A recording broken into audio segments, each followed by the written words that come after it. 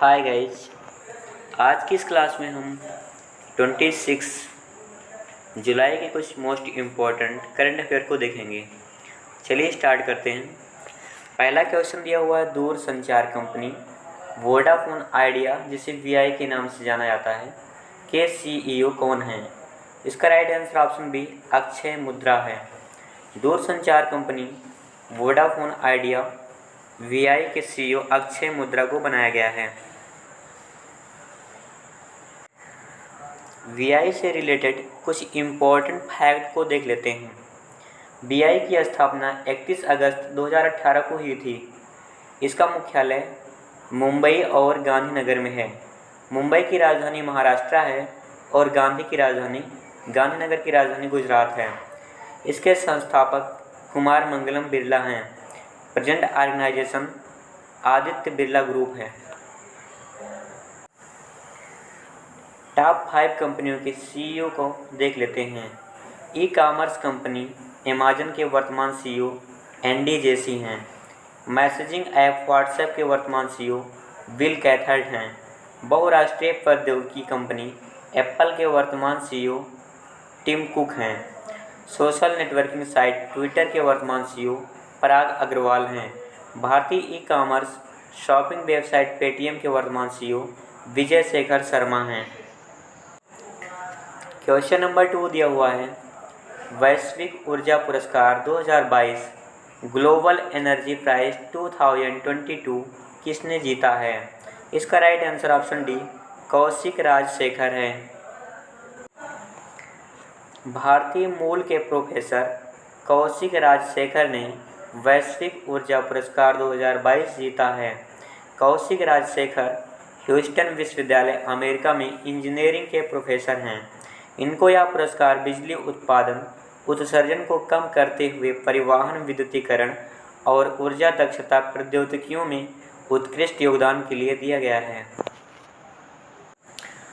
Question number 3 दिया हुआ है, Formula 1 race France Grand Prix 2022 का खिताब किसने जीता है? इसका right answer option A Max Verstappen है। रेड बुल के रेसर मैक्स वर्स्टेपन ने Formula 1 race France Grand Prix 2022 का खिताब जीता है। मैक्स वर्स्टेपन की वर्ष 2022 सीजन में यह 7वीं जीत है। क्वेश्चन नंबर 4 दिया हुआ है, विश्व डूबना रोकथाम दिवस 2022 वर्ल्ड ड्राइंग्स प्रिवेंशन डे 2022 कब मनाया गया है? इसका राइट आंसर ऑप्शन सी 25 जुलाई है। विश्व डूबना रोकथाम दिवस प्रतिवर्ष 25 जुलाई को मनाया जाता है। इस दिवस को अप्रैल 2021 में संयुक्त राष्ट्र महासभा के प्रस्ताव द्वारा मान्यता दी गई थी। यह दिवस प्रतिवर्ष परिवारों और समुदायों पर डूबने के दुखद प्रभाव को उजागर करने और इसकी रोकथाम के लिए मनाया जाता है। पिछले टॉप 5 डेज का रिवीजन कर लेते हैं। अंतर्राष्ट्रीय संग्रहालय दिवस 2022 18 मई को सेलिब्रेट की गई है, जिसकी theme the power of museum थी। विश्व उच्च रक्तचाप दिवस 2022 17 मई को सेलिब्रेट किया गया है, जिसकी theme major your blood pressure accurately control IT live longer है।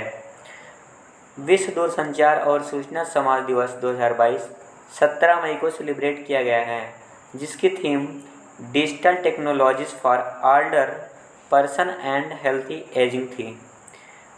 अंतर्राष्ट्रीय परिवार दिवस 2022 15 मई को सेलिब्रेट किया गया है, जिसकी थीम फैमिली एंड अर्बेनिटेशन थी। विश्व प्रवासी पक्षी दिवस 2022 14 मई को सेलिब्रेट किया गया है, जिसकी theme dim the light for bird at night थी। क्वेश्चन नंबर 5 दिया हुआ है, विश्व एथलेटिक्स चैंपियनशिप के इतिहास में रजत पदक जीतने वाले पहले भारतीय खिलाड़ी कौन बने हैं? इसका राइट आंसर ऑप्शन ए नीरज चोपड़ा है। नीरज चोपड़ा ने विश्व एथलेटिक्स चैंपियनशिप 2022 की भाला फेंक स्पर्धा में 88.13 मीटर के थ्रो के साथ रजत पदक जीता है। जिसके साथ वह विश्व एथलेटिक्स चैंपियनशिप के इतिहास में रजत पदक जीतने वाले पहले भारतीय खिलाड़ी बन गए हैं।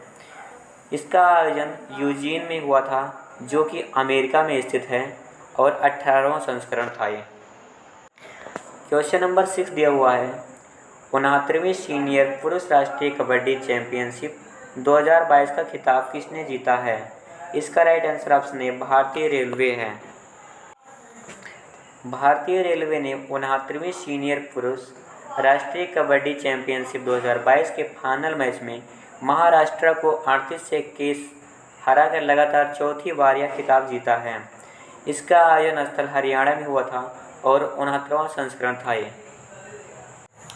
क्वेश्चन नंबर 7 दिया हुआ है, संयुक्त अरब अमीरात ने प्रतिष्ठित गोल्डन वीज़ा 2022 से किस भारतीय अभिनेता को सम्मानित किया है? इसका राइट आंसर ऑप्शन सी कमल हासन है।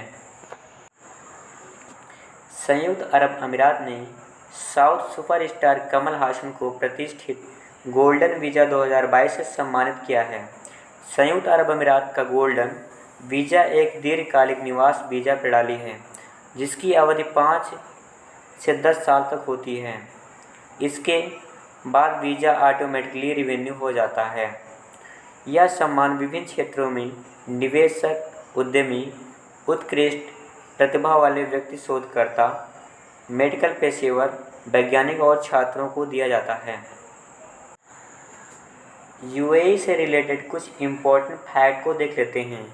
यूएई का फुल फॉर्म यूनाइटेड अरब अमीरात है, जिसे हिंदी में संयुक्त अरब अमीरात के नाम से जाना जाता है। यूएई एशिया महाद्वीप में स्थित है। यूएई की राजधानी अबू धाबी है। इसकी करेंसी यूएई दिरहम है।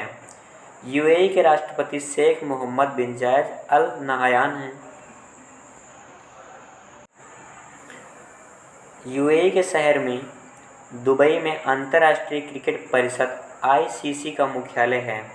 दुनिया की सबसे ऊंची इमारत बुर्ज खलीफा, जिसकी ऊंचाई 829.8 मीटर है, यह भी यूनाइटेड अरब अमीरात देश के दुबई शहर में स्थित है।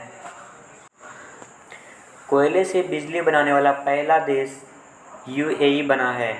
आईपीएल 2020 का आयोजन यूएई देश में किया गया है। यूएई का सर्वोच्च नागरिक सम्मान ऑर्डर ऑफ जायद प्रधानमंत्री नरेंद्र मोदी को दिया गया है। क्वेश्चन नंबर 8 दिया हुआ है, tennis tournament Swiss open 2022 Swiss open 2022 में पुरुष एकल का खिताब किसने जीता है? इसका राइट आंसर कैस्पर रूड है, जो कि नॉर्वे के रहने वाले हैं। नॉर्वे के टेनिस खिलाड़ी कैस्पर रूड ने इटली के माटेओ बेरेटिनी को हराकर लगातार दूसरा स्विस ओपन का खिताब जीता है। पुरुष युगल में टोमिस्लाव विक्र बोस्निया और फ्रांसिस्को कैब्रल पुर्तगाल ने यह खिताब जीता है। इसका आयोजन स्थल गस्ताद है, जो कि स्विट्जरलैंड में स्थित है।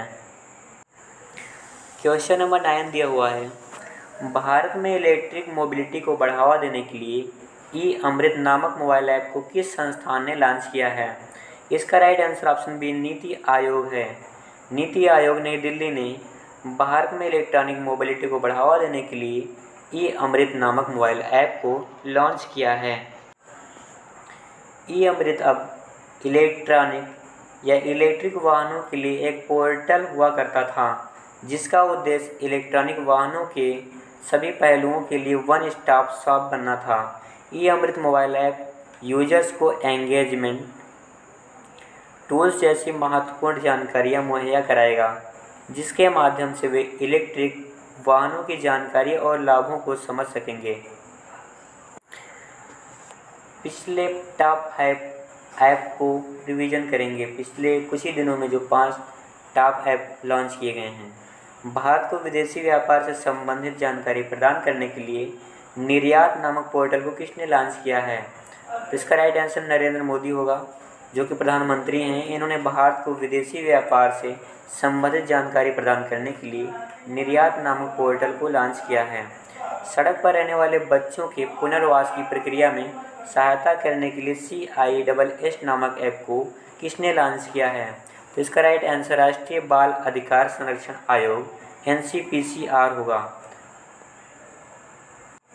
नंबर 3 दिया हुआ है, समुद्र तटों की सुरक्षा के लिए बीच विजिल नामक मोबाइल ऐप को किसने लॉन्च किया है?